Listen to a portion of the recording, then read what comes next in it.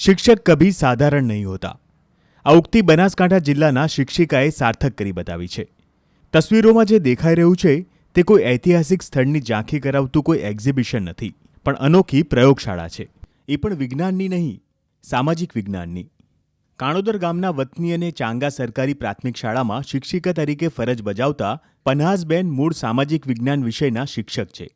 સામાજિક વિજ્ઞાનમાં ઐતિહાસિક ઘટનાઓની તારીખો, મહાનુભાવના નામો, નકશાઓ, કલાકૃતિઓ, જુદી જુદી સંસ્કૃતિઓ, આ બધું જ ધોરણ 6 થી 8ના બાળકોને યાદ રાખવું અઘરું પડે છે। જેથી તેમણે ધોરણ 6 થી 8ના સામાજિક વિજ્ઞાનનો આખો સિલેબસ અલગ અલગ રમતોમાં વિભાજિત કર્યો અને આ વિષયને એકદમ રસપ્રદ બનાવી દીધો। પન્હાસબેને પોતાના વર્ગખંડને એક પ્રયોગશાળામાં ફેરવી દીધો છે।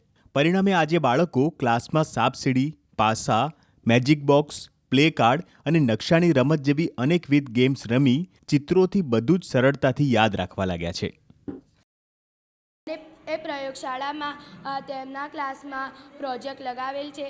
તે પ્રોજેક્ટ અમે વાંચીએ છીએ અને અમે તેનાથી યાદ કરીએ છીએ। જ્યારે હું 6થા ધોરણમાં ભણી ત્યારે મને સામાજિક વિજ્ઞાનમાં ભણવું ગમતું જ ન હતું અને મને કંટાળો આવતો હતો, પરંતુ પન્હાસબેને જ્યારે સામાજિક વિજ્ઞાનમાં અનોખી પ્રયોગશાળા મેળવી ત્યારથી મને સામાજિક વિજ્ઞાન ભણવું બહુ જ ગમે છે। જ્યારે 5માથી 6ઠામાં આવ્યો ત્યારથી મને સાવી વિષય અઘરો લાગતો હતો, પરંતુ અમારા પન્હાસબેને ચાંગા પ્રાથમિક શાળામાં એક સામાજિક વિજ્ઞાનની અનોખી પ્રયોગશાળા બનાવી છે।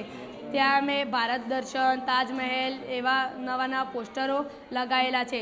તેથી અમે ત્યાં અમને ભણવામાં સરળતા મળે છે।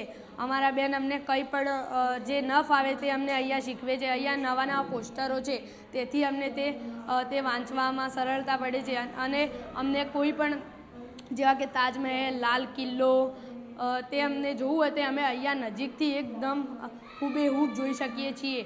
ત્યાં અમને તેમના વિશે અમે જાણી પણ શકીએ। સામાજિક વિજ્ઞાન જેવા અઘરા વિષયને ફક્ત બોલીને ભણાવી દેવું એના કરતાં બાળકોને રમતો દ્વારા અને પ્રવૃત્તિમય શિક્ષણ આપી અને મ્યુઝિયમમાં જે આપણે મૂકીએ ને એવા મોડલો મેં બનાવ્યા છે અને એવા મોડલો દ્વારા શિક્ષણ આપવાનું મેં નક્કી કર્યું। અહીં મેં રમતો લગભગ 10-15 દિવસનો સમયગાળા દરમિયાન દરેક રમતો બનાવવામાં આવે છે। મેં મારું પોતાનું કલર પ્રિન્ટર જાતે વસાવી લીધું।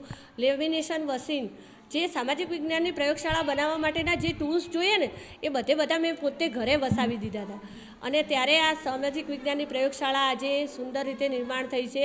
ધીમે ધીમે કરતાં લગભગ ઘણી બધી રમતો અને ઘણા બધા મોડલ્સ અહીંયા તૈયાર કર્યા અને બાળકોની અંદર એટલો સામાજિક વિજ્ઞાન વિષયની અંદર રસ પ્રગટ થયો। બાળકો અત્યારે મને સામેથી કહેવા લાગ્યા કે બેન આજે કયો પ્રોજેક્ટ બનાવવા આપશો। એટલી બધી રસ બાળકોના અંદર જાગૃત થયો છે, એના મને સારા પરિણામો જોવા મળ્યા। પન્હાસબેન પોલરા પોતાના શાળાના સમય બાદ ઘરે દરેક પાઠને સરળતાથી કેવી રીતે ભણાવી શકાય તેની વિશેષ તૈયારી કરે છે। વર્ષ 2020થી તેઓ દર મહિને પોતાના પગારમાંથી 10,000 થી 15,000 રૂપિયા ખર્ચી કુલ 3 લાખ રૂપિયાના માતબાર ખર્ચે આ આખી પ્રયોગશાળા ઊભી કરી છે। પન્હાસબેનનું કહેવું છે કે નવી શિક્ષા નીતિ 2020માં પ્રવૃત્તિમય શિક્ષણ પર વિશેષ ભાર અપાયો છે। પન્હાસબેને સામાજિક વિજ્ઞાન વિષયને એટલો રસપ્રદ બનાવી દીધો છે કે તેમના વર્ગના પરિણામ પર તેની સીધી અસર જોવા મળે છે। તેમના વર્ગનું પરિણામ 5 વર્ષમાં 50%થી વધીને 80% જેટલું થઈ ગયું છે।